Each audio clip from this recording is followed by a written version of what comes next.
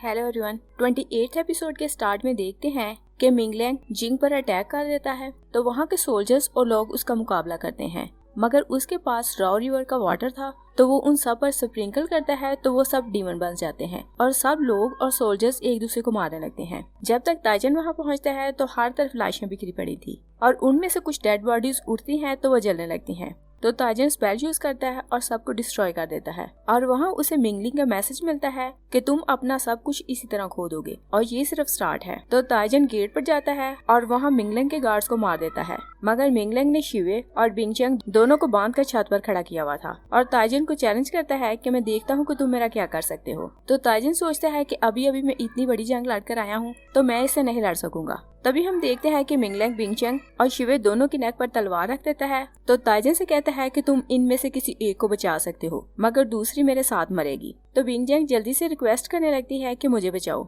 मगर शिवे ताइजन से कुछ नहीं कहती। तो ताइजन बहुत डिसअपॉइंट हो जाता है कि ना वो उसे ये कह रही थी कि मेरी हेल्प करो और ना ही वो उसकी तरफ देख रही थी। मिंगलैंग उसे कहता है कि तुम किसी एक को सिलेक्ट करो, मगर ताइजन स्पेल रेडी करता है और क्रोस को बुलाता है और सोचता है कि शिवे ने ब्रेसलेट पहन रखी है तो क्रोस उस पर अटैक नहीं करेंगे। तो दिल में सोचता है कि शिवे मैं तुम्हें कुछ नहीं होने दूंगा और मिंगलैंग से कहता है कि तुम बिंगचैंग को छोड़ दो। तो शिवे जिसकी इतनी टाइम से आंखें बंद थी वो खोलकर ताइजन को देखती है और सोचती है कि इस तरह मैंने तुम्हारे साथ जो कुछ किया है सब कुछ बैलेंस हो जाएगा। मिंगलैंग बिंगचैंग को छोड़ देता है मगर वो शिवे को मारने ही वाला था कि ताइजन क्रोस से उस पर अटैक कर देता है और तभी शिवे की थंडर पनिश का टाइम आ चुका था तो वो आकाश की तरफ देखने लगती है। ताइजन भी वहाँ देखता है तो बिजली चमकते देखकर अपसेट हो जाता है और जैसे ही वो उसके पास जाता है तो शिवे सोचती है कि मैं यही चाहती थी और फिर वो दोनों फ्लोट करने लगते हैं और थंडर शिवे की बॉडी को हर्ट करने लगती है। ताइजन उसकी आंख में जेद देखता है तो पूछता है तुम्हारी आंख में ये जेद कैसे आया। तो शिवे उसे बताती है कि तुम्हारी लेफ्ट आई डैमेज हो चुकी थी और मैंने तुम्हारी आई के बदले अपनी आई दी। ताइजन पूछता है कि तुमने ये क्यों किया। तो शिवे कहती है कि तुम मार रहे थे और तुम इस जेद की कर्ज को कैरी नहीं कर पा रहे थे और मैं चाहती थी कि तुम सरवाइव करो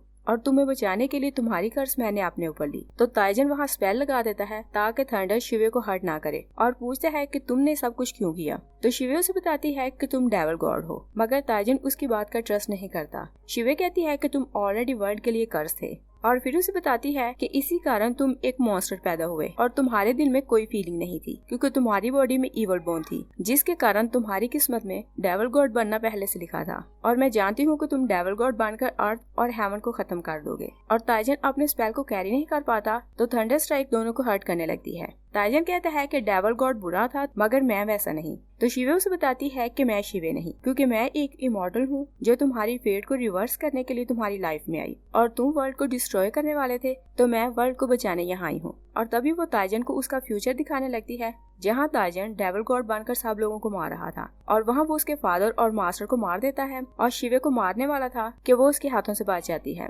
तो उसे समझ आ जाती है कि वो फ्यूचर में डेविल गॉड बनने वाला था। तो शिवे से कहता है कि मैंने इनमें से किसी को नहीं मारा और फिर कहता है कि चाहे मैं डस्ट बन जाऊं मैं तुम्हें कहीं नहीं जाने दूंगा। मगर शिवे उसे धक्का देती है और कहती है कि मैं तुम्हारी ईवल बोन को रिप्लेस कर दूंगी, मगर ताइजन को उसकी कोई भी बात समझ नहीं आती और फिर वो ताइजन की बॉडी से ईवल बोन बाहर निकाल लेती है और अपना डिवाइन एसेंस उसकी बॉडी में इन्फ्यूज कर देती है। शिवे नीचे गिर जाती है तो ताइजन डिवाइन एसेंस की हेल्प से थंडर को स्टॉप कर देता है और वो नीचे आकर शिवे को देखता है मगर उसे विश्वास था कि ब्रेसलेट ने शिवे को प्रोटेक्ट किया होगा, मगर शिवे का ब्रेसलेट टूट चुका था और शिवे की डेथ पर वो बहुत रोता है मगर फिर खुद भी बेहोश होकर गिर जाता है। और ताइजन क्योंकि बहुत ज्यादा इंजर्ड था तो बहुत दिनों तक उसे होश नहीं आता और जब वो जागता है तो वो शिवे के बारे में पूछता है मगर नियान उसे कुछ नहीं बताता। तो ताइजन खुद भागता हुआ हॉल में जाता है जहाँ शिवे को फ्रीज किया गया था और वो ये बात एक्सेप्ट नहीं कर पाता कि शिवे की डेथ हो चुकी है तो उसके अराउंड लगे हुए आइस के स्पेल को तोड़ देता है और शिवे को जगाने की बहुत कोशिश करता है।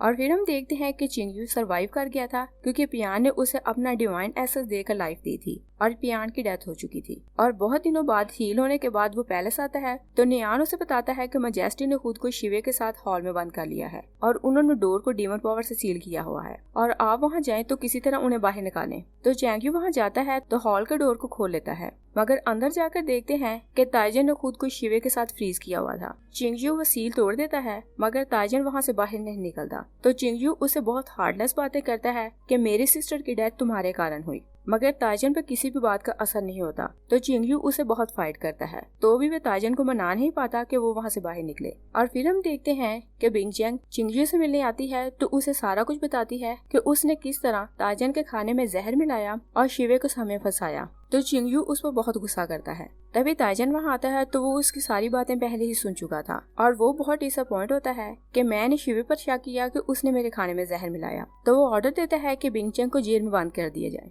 मगर वो पैलेस के किसी भी काम में इंटरफेयर नहीं करता और वापिस शिवे के पास जाता है और फिर उसे भी ब्राइड वाला ड्रेस पहनाता है और खुद भी पहन लेता है और हर साइड पर आग लगा देता है। गार्ड जब देखते हैं कि हॉल में आग लगी है तो वो आग बुझाने के लिए वहाँ आते हैं। चिंगयू एक मिनिस्टर से कहता है कि तुम इन्वेस्टिगेशन करो कि आग यहाँ किसने लगाई है। तो मिनिस्टर्स आकर बताते हैं कि मैजेस्टी ने लाइब्रेरी में लेटर छोड़ा है कि ये आग उन्होंने खुद लगाई है और उन्होंने पहले ही सब कुछ प्लान किया हुआ था। दूसरी साइड पे देखते हैं कि डेविल गॉड के दोनों फॉलोअर्स जिन्हें मिंगजिए ने 10,000 साल पहले बैरन में सील किया हुआ था जाग जाते हैं और वो डेविल गॉड की ईवल बोन को ढूंढने की कोशिश करते हैं। और बैरन की सील्स क्योंकि वीक हो चुकी थी तो वो वहाँ जाकर सब डीमंस को अपने साथ मिला लेते हैं और एक पावरफुल आर्मी बना लेते हैं। नेक्स्ट सीन में देखते हैं कि ताइजन जिंदा था और वो येयू क्लैन आ चुका था। और फ्लैशबैक में देखते हैं कि जब आग लगी थी तो नियान ने ताइजन से कहा था कि आपको हर हाल में सरवाइव करना होगा और मैं आपको मेथड बताऊंगा कि आप में शिवे की स्पिरिट कहाँ ढूंढ सकते हैं और उससे उन्हें वापस कैसे ला सकते हैं। और वो ताइजन को बताता है कि राव रिवर 500 साल में एक बार खुलता है और सब डेड स्पिरिट्स वहीं जमा होती हैं और आप वहाँ जाकर भी शिवे की स्पिरिट को ढूंढ सकते हैं। और फिर हम प्रेजेंट में देखते हैं कि एक आदमी जो मैजिक कर रहा था ताइजन को कहता है कि आप इस रिवर में जाने के बाद वापस नहीं आ सकेंगे। तो ताइजन अपने हाथ पर कट लगाकर रिवर में अपना ब्लड डालता है तो under water moon gate open हो जाता है।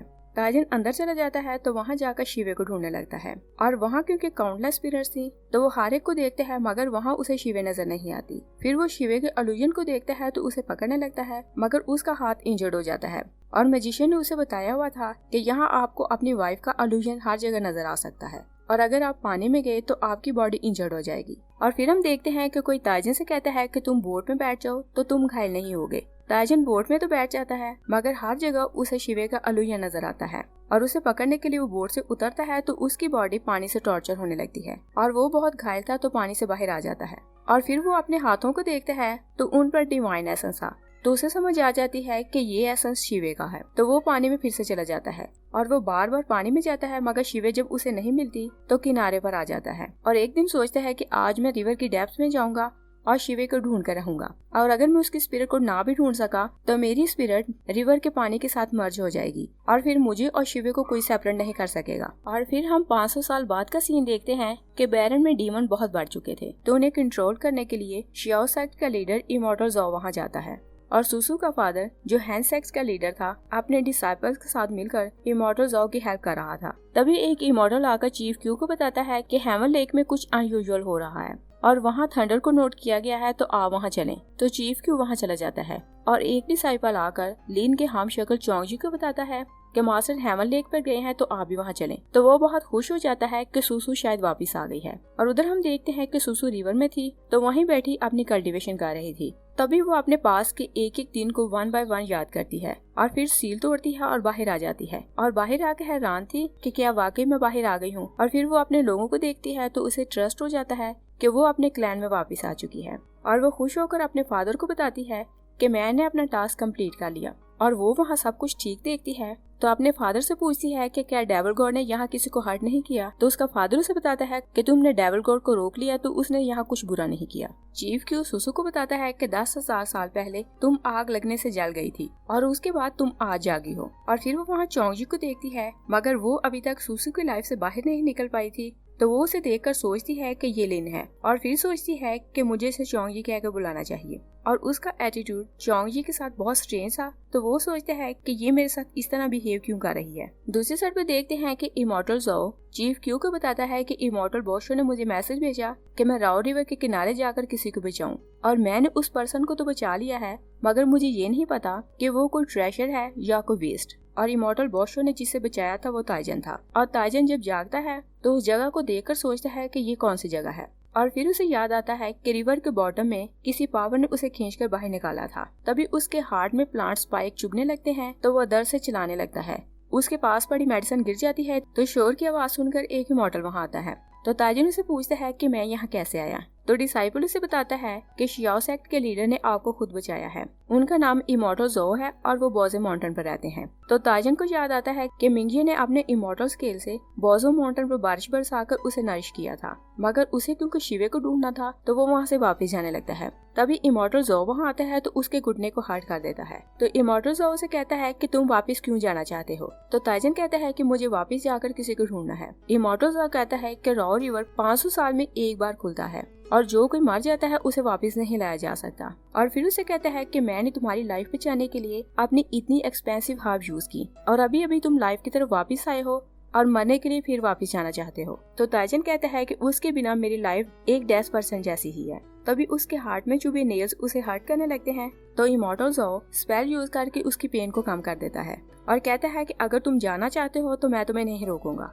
ताजिर वहाँ से चला तो जाता है मगर सोचता है कि राओ रिवर का गेट 500 साल बाद खुलेगा और शिवे क्योंकि उसे अपने सेक्ट के बारे में बताती रहती थी तो ताजिर सोचता है कि ये सेक्ट वही है जहाँ शिवे रहा करती थी और सोचता है कि मैं उसके बारे में कैसे जान सकता हूँ। और यही सोचते हुए वह आगे चलता जा रहा था कि देखता है कि कुछ डिसाइपल तलवार की प्रैक्टिस कर रहे थे और बाकी वहाँ से चले जाते हैं तो गोंजे वहीं रह जाता है। और जब वो मुड़ता है तो ताजिर उसे देखकर हैरान रह जाता है कि वहाँ लिन था और फिर वो उसे लिन कहकर बुलाता है, मगर वो क्योंकि ताजन को नहीं जानता था तो कुछ रिस्पॉन्ड नहीं करता। और ताजन फिर उसे बुलाता है तो गोंजे कहता है मुझे लगता है कि आपने मुझे कुछ और समझा और फिर उसे बताता है कि मेरा नाम गोंजे है और मैं हैन सेक्ट के लीडर का सीनियर डिसाइपल हूँ।